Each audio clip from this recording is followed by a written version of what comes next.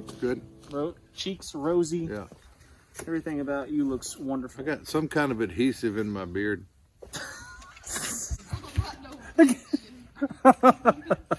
Why don't you go and make something out of yourself like your brother down at the Walmart Tire Center? He got out of the trailer park. Here you sit. Mm-hmm. Greetings, one and all. We're here today to talk to you about our favorite farming implement, also known as a pest removal device. Mm-hmm. Exactly. Yep, so shotguns. What they are not, how to use them, when to use them, and why. Everything you wanted to know, but we're afraid to ask. Not really everything, because I'm not a ballistics dude. Yeah. But if I could only pick one thing, this would be the thing. One firearm for sure. Yep, this will be it. Like it will kill anything from a chipmunk all the way up to a grizzly bear. It will barely kill a chipmunk with the right load at the right range, and it will kill the polar bear. Yep. Which is, you can't say that about anything else, really. And the unsavory bipeds as well. The bipedal pests as well. That's right. Yeah, if I could only pick one firearm, it would have to be a shotgun.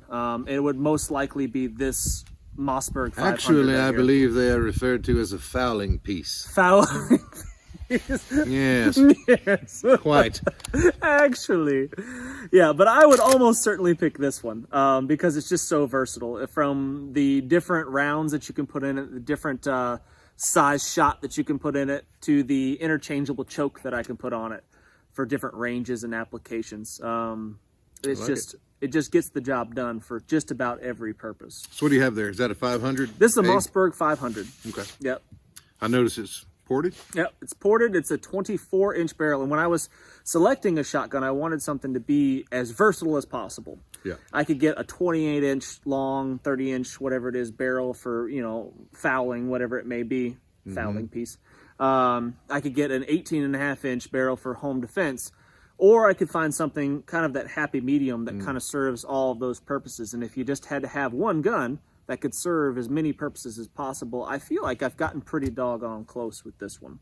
Yeah, I got to admit, I mean, this is the one I actually carry around the homestead, and it's the same as yours. It's pretty much the same. Yeah, it's a Mossberg 500, which I have kryloned, and I got some pantyhose out of the drawer. Not my pantyhose. Yeah. Hers. Yeah. But I put that over my shells that I have here so that we don't get the glint, like if you are hunting or whatever with it. Yeah.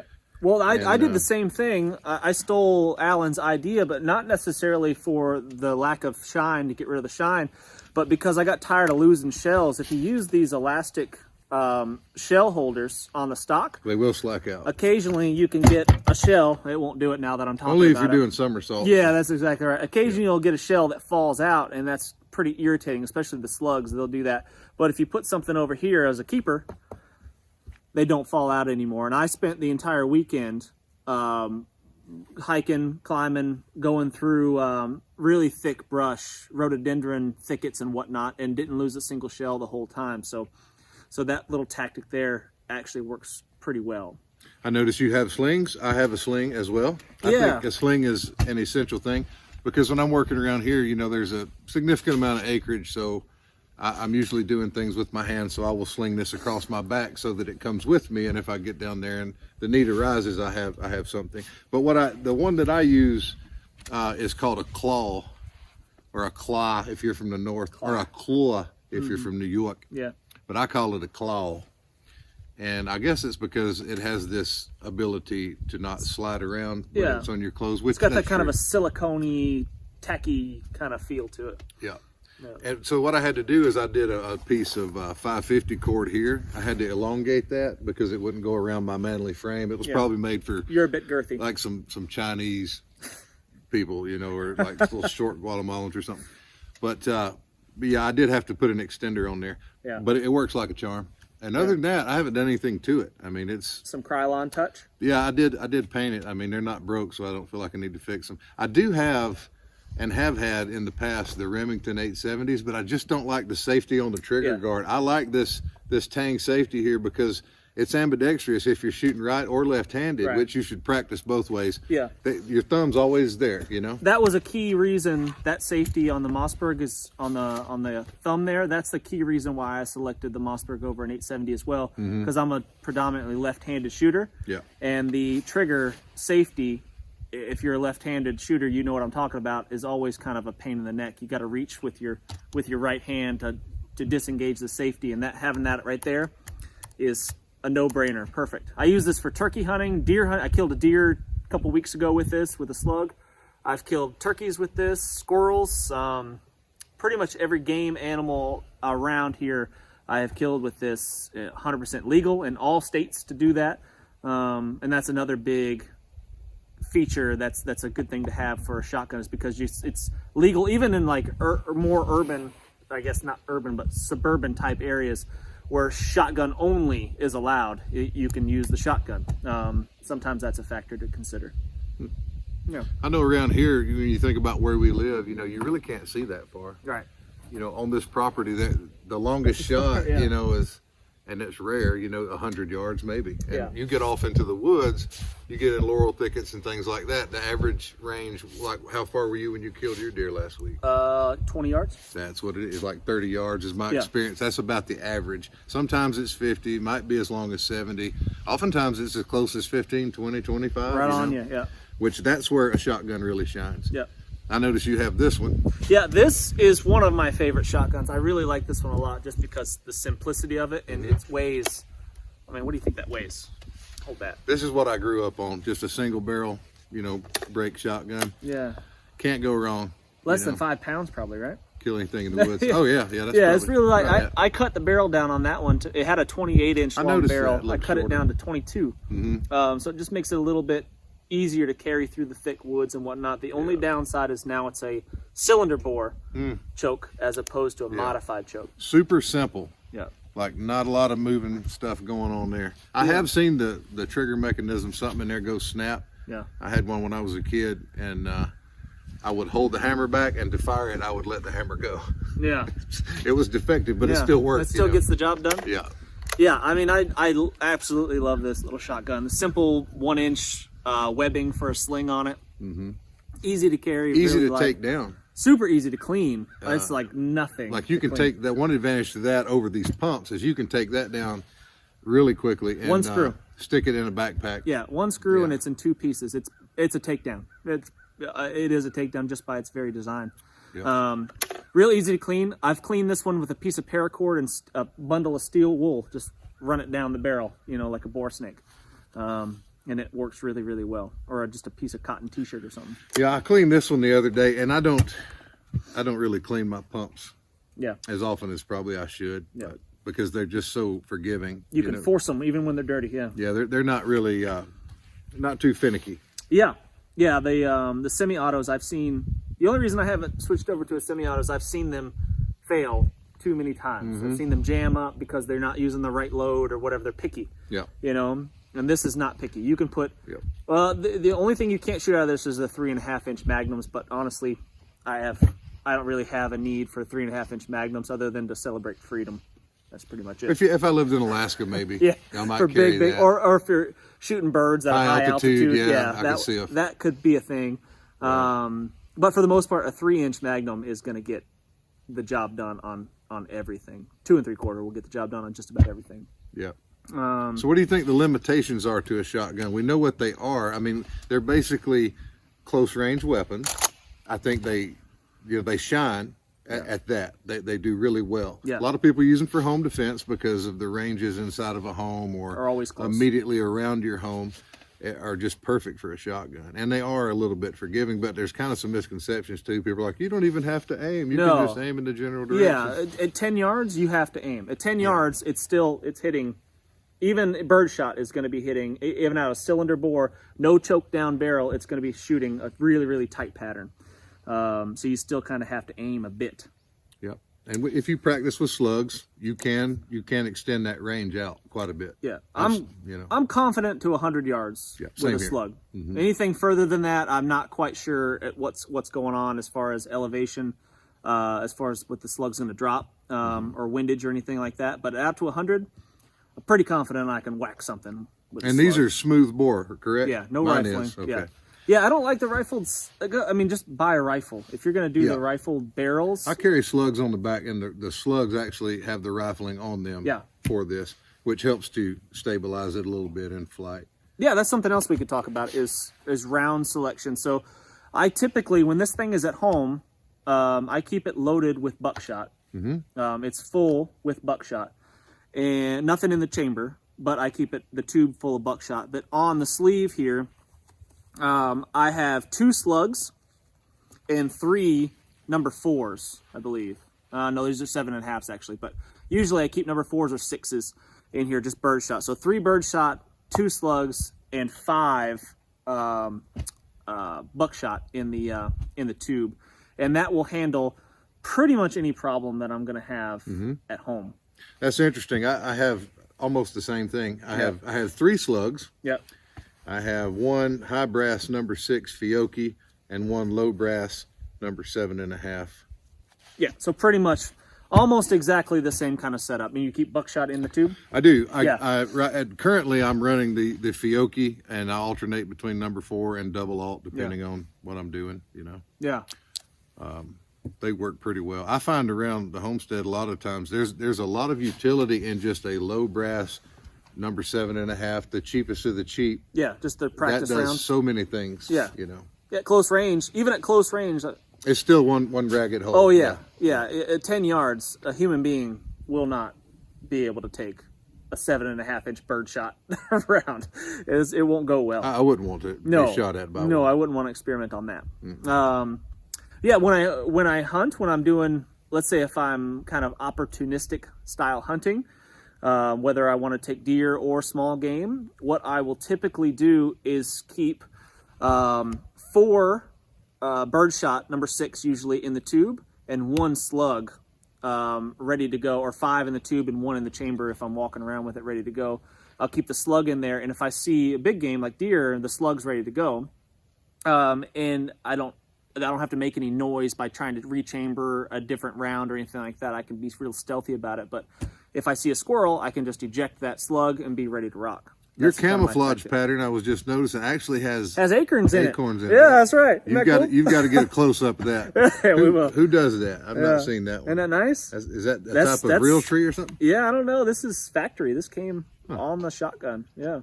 That, just to keep the shells in place, is a big deal. It's just boom, boom, you know, that quick. Yep, that's a big deal. I like that a lot. And these are the acorns that Alan was laughing about on my shotgun. I think he's jealous that he doesn't have acorns on his shotgun. Actually, I want hickory nuts on mine. Hickory nuts, that's right. That would be even better. I do cuckleburrs on mine. Yeah, well, it's all, location specific, right? Yeah, we could modify it based on your surroundings. Let's go shoot these things, man. Let's see what they'll do and won't do, I guess, right? Let's check it out. Okay. All right, so we're inside of a modern American home. We have a tape measure. We're going to measure distances inside of this house and then go outside and replicate those distances with different loads to see what that looks like. This is the farthest shot that we can make in this house. We're gonna see how far it is. Absolute backed into a corner here. Alan is now 25 feet away from me, which is pretty much the furthest that we could possibly shoot in this house. Maybe 30 feet is 10 yards. That's it. Max distance inside the house. For another perspective, we have here the entry to the residence. So if the person comes up in the living room and walks over here, then this is where they're going to be responding to something coming through the door. Let's see what distance that is. What do you have there? 17 feet. So aside from shooting range distance being one of the limitations of a shotgun, weight is the number one limitation I would say a shotgun has. Yeah, I would say weight, range, and round count. Yeah. To some extent, penetration. Yeah. Depending on situation. Yeah. But like, for example, I could carry, 500 rounds of 22 long rifle in the same, occupies the same space as about 25 12 gauge shells. Just bulk and heft of the rounds. So the targets we're using are roughly the size of a human torso, or at least my torso, which is longer than the average torso.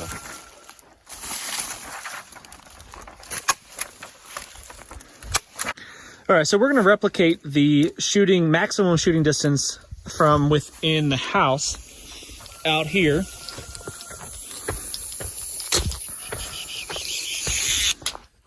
And we are there. 25 feet-ish is what we're going to take aim at our target at and see what happens. Well, we're basically scientists. We are. You know what I mean? And we need iPro or some fucking range nerd's gonna gig us on that. I hate people like that. But you're not wearing eye protection. You see scars on my face? You know why? You know? There's a reason. Dang. First, I think we can start out with just some number 4 birdshot. This is a heavy field load number 4, 2 3/4 shell. All right. And we'll see, it's coming out of a modified choke. That's what I'm talking about. Modified choke. We'll see what that does at the max range that we could do inside the home. Well, I love that sound right there. Nice? I tell you, boy, That that's sounds romantic. like freedom. Ready? Yep.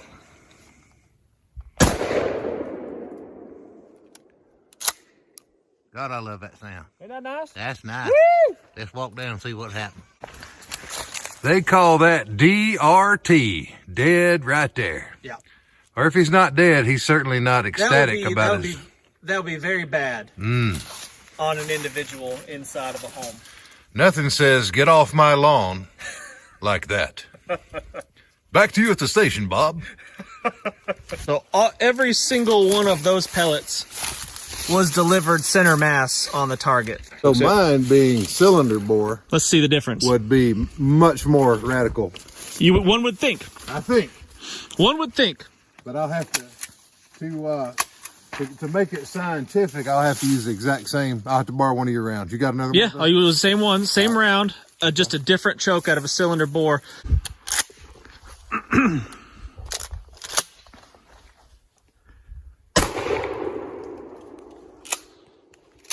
Let's see.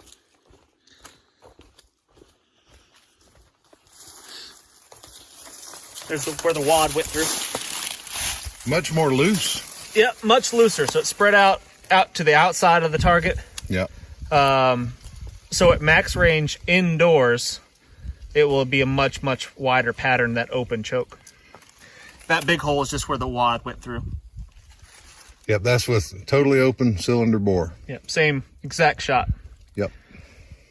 So for science, we're going to do the more realistic range that, you know, the chances of you being in the corner of the house and the bad guy perpetrator being in the corner of the house is not likely. More likely is going to be that kind of intermediate range. Bad guy coming through the door, you're in the kitchen awaiting. And that's going to be 17 feet is what we measured out, approximately.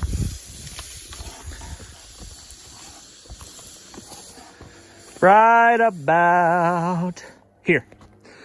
That is 17 feet to the target. And just for, what's the word? Consistency, I guess, we'll use exactly the same loads at number 4. Ready? I'm ready.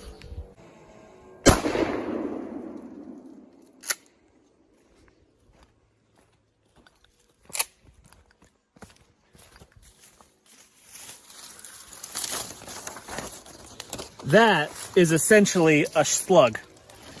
It's one mass all hitting the same spot. So the theory of not having to aim is not there. If I was careless, I touched the round off too fast, I could easily miss a torso. How does that make you feel? I feel pretty good about it. Make you feel powerful? Yeah, it really does. That is the thing about a shotgun. It's a powerful thing. I feel empowered. Right? It's exactly the same distance with the cylinder bore.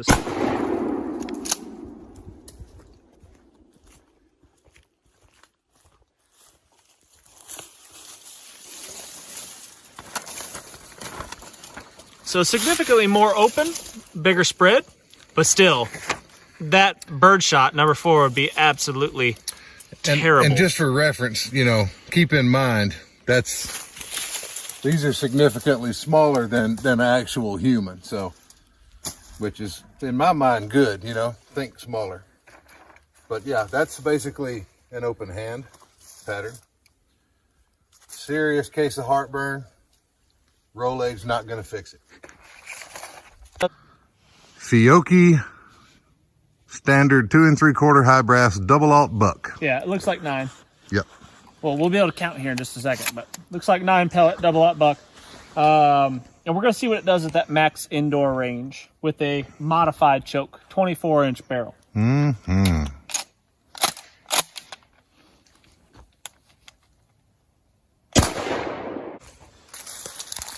So that's a pretty tight pattern. All within pretty much the 8 ring there. Most in the 9. Wah, wah, wah. Do it. Now here we have it from the same max range, same load. What were we at, 25 feet? 25-ish feet, yeah. I like it. A little bit bigger spread, but not significantly. I mean, not drastically bigger.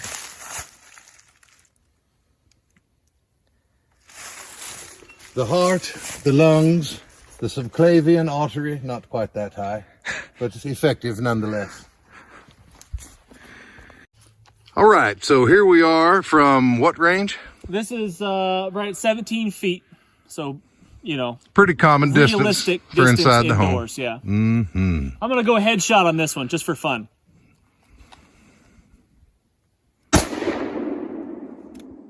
Let's check it out, shall we?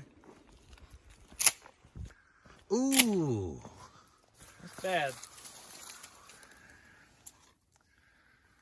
Bit of a headache. I guess we broke into the wrong house, didn't we? 17 feet, same load. Instead of headshot, though, I'm going to be going for the body.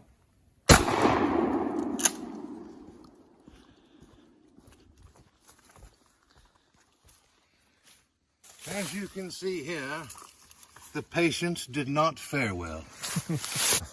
Yeah. You know, that's one thing about the shotgun is, so we've got how many holes here? Total of 9, we said? 9 pellets, yeah. That's, you're basically shooting them 9 times With a 9mm. pistol caliber. Yeah. All at once. Yeah. So that's going to stop him. Yeah. You know? Even velocity wise, like it's very comparable to a 9mm round. Yeah. And you got hit 9 times, all at the exact same time. Very devastating. Yeah, it's bad. So we've figured out what our shotgun will do at the max indoor range, which was 25-ish feet. We've discovered what it is at a more reasonable, probably more practical distance at 17 feet. We're going to split the difference right at 21, and we're going to see what the shotgun will do on 3 different attackers that may be coming into our homestead.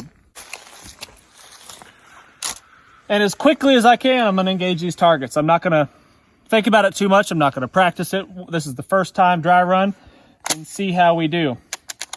Yeah? Safety.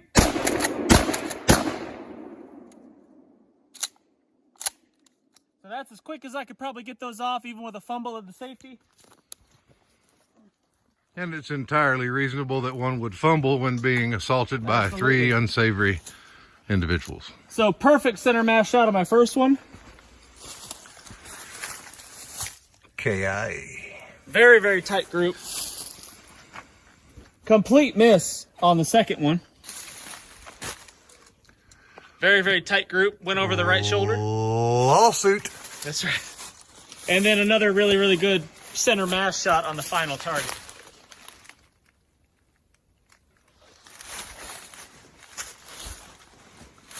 So at that range, I do have to aim. I have to be accurate with my shots. I can't just send them that way and expect this big spread to make up for my lack of accuracy. That's a really good point, you know. Yeah. So many people think just, point in the general direction. Right. You know? Yeah, you can easily miss with a shotgun at a very close range, 21 feet. I'm just trying to get them off as quick as I can, obviously. And with some practice, if I did this again, I'd probably get them all but that's just the first dry run, and that's realistic. And that's even less realistic than if it was a real situation and somebody was coming to my home in the middle of the night and I was jacked up on adrenaline. I would probably be even more inaccurate with my shots. Let's try it again with a 590 with a bayonet affixed. Oh, yes. And that's the, you know, the missing that center target. That's exactly why we need to train. I haven't trained with my shotgun in a long time. It's shotguns are magic. You don't have yeah, to that's right. You don't have to train with shotgun. You don't have to aim. You don't have to practice. That's absolutely not the case. I haven't trained with my shotgun in probably a year, give or take. I mean, I've hunted with it, but that's a totally different thing than engaging multiple targets in rapid succession. All right, you got your 21 foot mark? 21 foot was right here at this root. Right. All right, what are we working with? Tell us about that shotgun. This is the 590A1 with bayonet affixed because freedom, America, and whatnot. I'm gonna load this up with that same round. This is double-aught buck, 9 pellet double-aught buck Fiocchi. Put in 3 in there because that's hopefully all I need for 3 assailants. And if I should happen to fail on this one, we could always have the backup pig sticker there. If there was ever a weapon that needed a sharp pointy thing on the end, it's a shotgun. The shotgun will be the choice. Absolutely. Well, shall we? Indeed. Fixed bayonets. Steady, lads. Get my ears in here. Shooter ready, stand by. Contact front.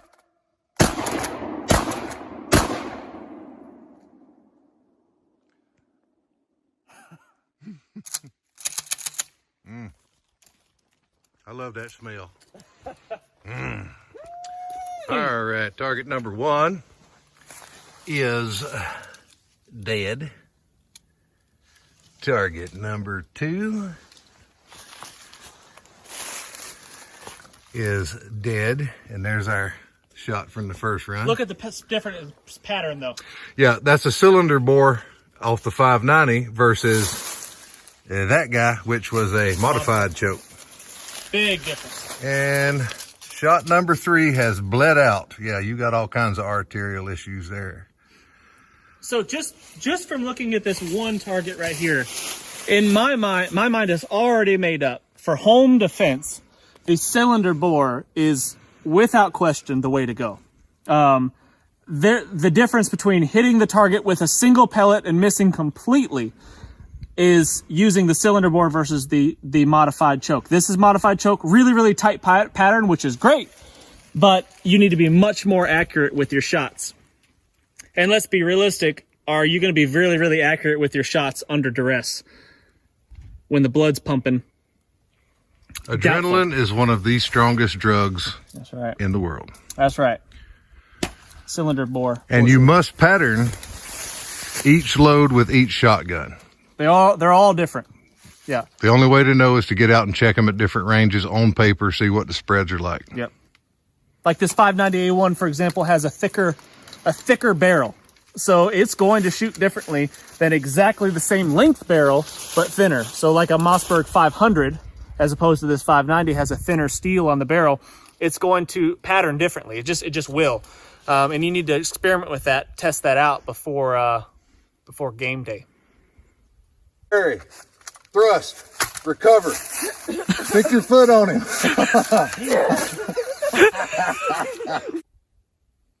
Shooter ready.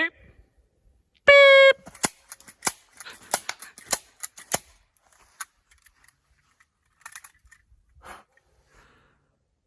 So our little single shot here is a great gun just because of its simplicity and reliability. It's super light and easy to track around the woods with. Downside to this thing, obviously, is that it's a single shot. You've got one shot, and that's pretty much it before you can eject the shell and then reload it. So in a home defense scenario with multiple attackers, it could definitely be an issue.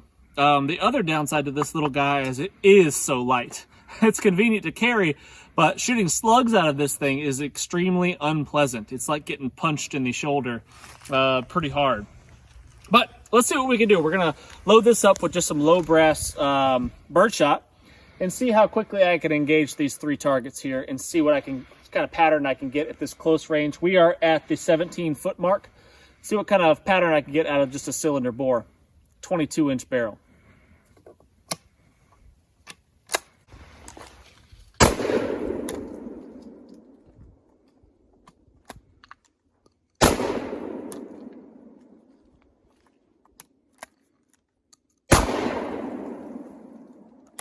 So not bad. I mean, just out of the pocket, fairly quick reload, and super great pattern at this close a range.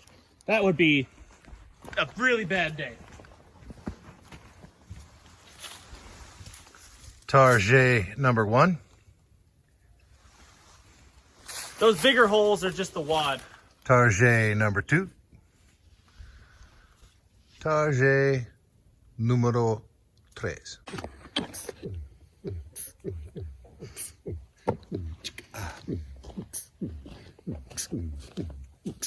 Wicket, wicket, wicket, wicket. And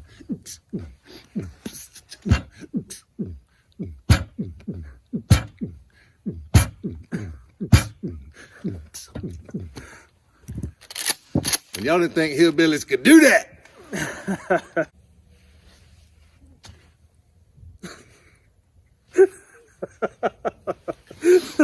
What did we learn today? Anything? Class. Well, shotguns are versatile. Yeah. Shotguns are super traumatic to the target. If you can hit them. And you do have to aim. They're not magic. They don't just ward off evil. So you do have to actually aim center of mass. Absolutely. Yeah. You got to practice with them. I think that it's more difficult to be proficient with a shotgun than it is with a rifle. That's my opinion. Well, I mean, shotguns are more forgiving at given distances, you know, if you're half on and half off, but you're still, you're still liable. Like every one of these bad boys that comes out the other end, you did that. Right. So there is that. Yeah. I mean, there's responsibility to it too, though. Absolutely. Yeah. But that right there, that's what I was raised on, man. That's a good little shotgun, isn't it? Yeah. Just basic. I like it. Many a squirrel has been placed in my pot. Absolutely. That there. And other things, Yeah, for survival though, I love a shotgun, man. Yeah. It does. It just can do so many things. Yeah. Absolutely. It's very versatile. Yeah. Well, it's all about context. Yeah. So we're talking home defense in and around the vehicle, in and around the yard. So those are realistic ranges. We shot the last ones at 21 feet. The 21-foot rule is established doctrine, edged weapons type stuff. You can research that. So that's all legit. Yeah. Well, you do have to pattern them. Each one of these is unique, and it likes to eat certain things. You have to figure out what it likes to feed on, because even like mine's a 500, yours is 500, and I guarantee you they won't pattern the same. Not even close. Well, obviously you have a screw choke, I have a cylinder bore. But you could take two with a cylinder bore, and one might like to eat something differently. The only way to know is you've got to go out and do it on paper, to really get that data. Exactly. So you know what it does, what it's capable of doing at various ranges and whatnot. What it is, what it ain't, what it gonna be. Yeah, but you still have to practice. It's not one of those things that you can just, it's a shotgun. I got it. Yeah. No, practice is essential. Even just the mechanics of it, working the safety, chambering a new round, whatever it may. If you're carrying the shotgun without without one in the tube, hitting that little button there, that's a small thing that you could miss under duress. You know what I mean? So, adrenaline, all those little things. Yeah, and you will be under the effects of adrenaline if you're using one of these for real. Absolutely. You hear the glass break, or somebody screams. You wake up in the midst of the night. Absolutely. I love shotguns. I do too. If I had to pick one gun, it would be a shotgun, just kind of like this one right here. But it's good to have options. Yep. Well, there again, context. Where we live is basically jungle. Right. You go into those woods, we have double canopy forest. And where the shotgun shines is in that close range. And that's where most of our grocery grabbing is going to take place, and most of our defensive measures. You usually don't realize you have a problem until it's conversational distance anyway. Right. At least in this part of the world. Well, anyway, I think that pretty much covers it. Yeah, we only spent $150 in ammo today. No. $2, $2. $2 every time we pull the trigger on these things. Yeah. Anyway, I really appreciate you guys watching. He might appreciate you guys watching. I love you guys. We don't talk about love enough, you know. It's all about the love. But don't forget to hit the thumbs up, and we'll see you next time.